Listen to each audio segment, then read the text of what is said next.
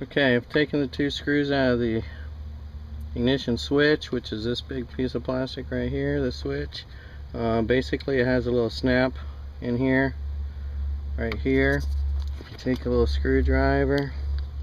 This little screwdriver like this comes in real handy with this job.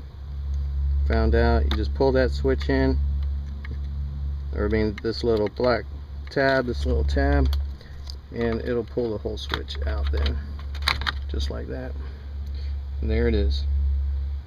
And just reverse back everything that we've done, and hopefully you'll have success with all your switch issues.